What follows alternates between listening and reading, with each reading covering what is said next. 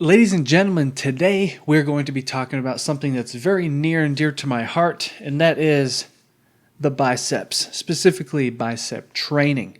And we're talking about biceps because I want your biceps to be huge. So I'm hoping that in my time of 15 years so far of working out, I'm going to pull out some of the exercises that I think are my favorites. And here I'm actually going to talk about a few things. And of course, I made a PowerPoint for you, all right? Obviously, all right? So the professor is here, and class is in session. Take notes, Papa's in, crack a monster, and let's get right into it. Let me show you what we're going to talk about today. I'm going to cover my bicep methodology.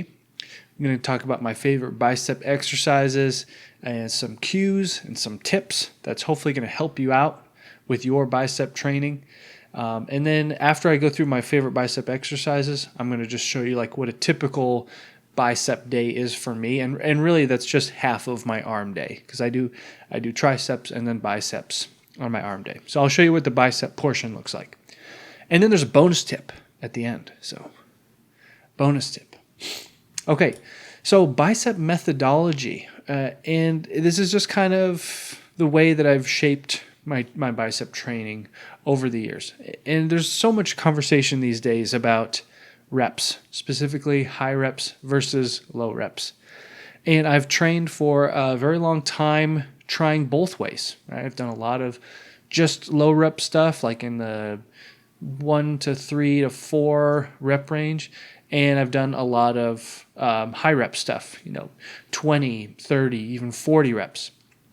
And it just seems to me that I just don't really, to be honest, I just don't really feel like I get anything out of low reps. I think maybe they have a place, low rep bicep training probably has a place, but it's just a small muscle group. I mean, you're not going to do like, I don't know. I just don't really think the strength gains are really going to be that crazy. So for me, it's been about creating detail, density, and trying to increase the shape and trying to change the shape of my bicep. Here, let me show you this real quick.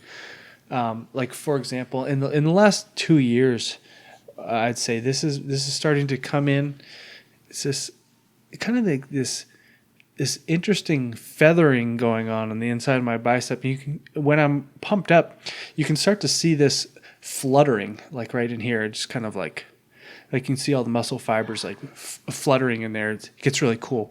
So in my opinion, the way that I've got there is by working on high rep training. And I like to stay within the 12 to 16 rep range. And sometimes like I still like to do 30 or 40. But I really, anytime I go like, just try to like push like really high reps, I end up just hurting hurting a tendon. So is low rep training important? Possibly, but to me, it's just not worth the risk of like hurting myself because then I don't get to train, and I like training. So I'm going to stick with high reps. And then the thing is planes of motion. Okay, and this is something that I think is kind of underrated. A lot of people don't really think about this.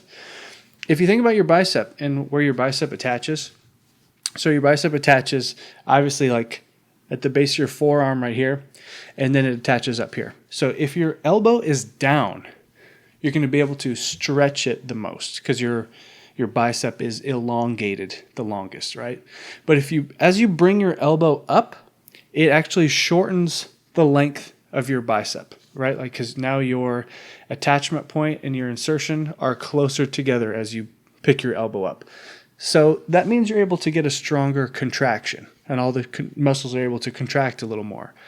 So I like to not only train in the elbows down and even sometimes elbows behind me, but also same thing with tricep training, making sure you're doing some kind of training where your elbows are up in the air or at least, cracked above 90 degrees at least. So I like to have some kind of training in there. And then one thing I like to do is maintain tension on the muscle. I don't really always like to lock out fully because I think that kind of takes the tension off the muscle. So sometimes I'll just go to, almost lock out, but kind of hold it and then begin to contract again. And a lot of times I just like to, I'll even put my hand on my muscle to make sure that everything is still contracting. So, I'm weird like that. I get really into it. All right, so the first exercise that we're going to talk about is alternating curls.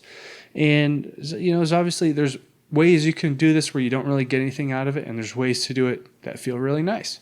So the ways that I feel like I really get a lot out of it is going to be standing. I prefer standing, but you can do them standing or seated. And I like to do them where you're kind of crossing your arm almost in front of your body and really focusing on supination, which is just means turning your wrist inward. So if you look, that's one of the things your bicep does is it turns, turns your wrist inward, your supination. So as I'm lifting that dumbbell up, I'm really focusing on twisting and tightening and get a really good contraction at the top. And I'm hoping, it's going to be working on the width, or building the peak, as they say. Again, that's my favorite. And just so you know, we got a quick word from the sponsor of this video. If you happen to be a science-based lifter and your brain is just so big from being so much smarter than everyone else, you're really going to love today's sponsor, right? Your head just hurts because of how smart you are. You're just so much smarter than everyone. You're going to really love this product, which is called D's Nuts, and it is a cream. You can apply it directly onto the forehead, and it's really going to help bringing that massive, just overly intelligent brain kind of down to a normal size. And soon it's going to be available in a chewable tablet as well. So thank you, D's Nuts, for sponsoring today's video. All right, back to it. Next thing I really enjoy doing, it's going to be the standing straight bar curl. I prefer to do these with a straight bar over a preacher, like the angled bar. You could do them with an angled bar, but just something about, I think it's maybe the extra supination you get from doing it on a straight bar. Just something you get from standing up and doing them with a straight bar. You just can't beat the pump. You just can't beat the pump. And again, it's the same thing. I prefer to go higher reps with these because, I just feel like when you're working this small muscle, to me, doing high reps and really focusing on working everything and actually making sure you're, targeting the muscle, that's where the most progress is going to come from. To me, again, I think that's where those, that's how you build up those details. So, and I'm fat right now. I'm bulked. So yeah, that's how it goes. All right, last exercise is going to be my secret weapon. And this is going to be the cut off. Matt, the producer, you're fired. Last workout is going to be the secret weapon, is the high cable curls. So again, do these standing, kind of like maybe this is like an Athlean-X thing that imprinted on me a while ago, but just, prefer to do everything standing up. Got to be athletic, right? Sports, whatever. I don't know. I prefer to be standing up. And so I do these with the cable pulley on the highest setting. It'll go, however high it'll reach. And this is, again, so we can talk about the planes of movement again. All the other exercises that we're doing, they're with elbows down, right? So now we're doing an exercise with the elbows up, and we're getting a really good contraction. And it's just taking a straight bar, and I even tend to kind of bring it out like this, and then I just pull that bar straight to my face and just focus on keeping my elbows high and getting a nice tight contraction. Really squeezing the biceps, right?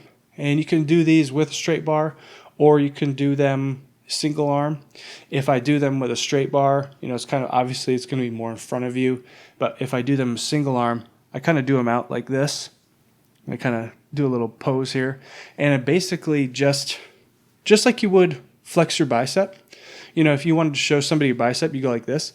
Whatever angle you do, like when you would go to show somebody your bicep, that's exactly the trajectory and the angle of pull that I'm doing with the single arm cables, right? So to me, it's like you're just building up that ability to, pop a bicep, right? Just trying to pop that bicep to somebody.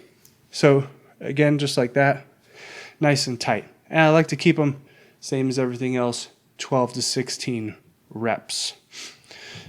All right, so that is it for those. Oh no, I lied. There's another one.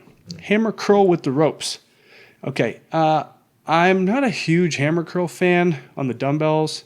Kind of iffy, really depends on the day. But if I do hammer curls, I prefer to do them on the ropes, very, very high reps. Again, if just something, maybe just my tendons and everything are just crap. But if I go too low of reps, too heavy of a weight, I just get a lot of pain down in my elbow and my tendons. So I like to do these really high reps, 30 to 40, just kind of like a shake weight, just pumping them out and just really get a lot of blood in there. All right, so a typical bicep routine for me, this is how it's going to look. And again, I'm doing biceps after I do my tricep training, so keep that in mind. I'm going to do about 3 sets of the standing alternating curls right in front of my body, nice and good supinations, 12 to 16 reps. And then I like to do some kind of standing curl or some kind of straight bar curl. Could be on the preacher. Sometimes I do it on the preacher. Sometimes I'll do it with a just standing barbell, or I'll do a hammer curl variation, something. Just kind of throw in like a wild card here for my bicep training. Just whatever I'm feeling like that day, kind of throw something in there. And then at the end, I'm doing 3 more sets of that high cable curl that I was talking about. Elbows up, getting a nice, really good contraction on the bicep, and finishing them off. And then, so the bonus tip. I promised you a bonus tip at the beginning of the video, okay? So here's the bonus tip. ABF. ABF means always be flexing. And it sounds stupid, but I actually think that this is super important for not only building up your biceps, but helping you build up all of your muscle groups.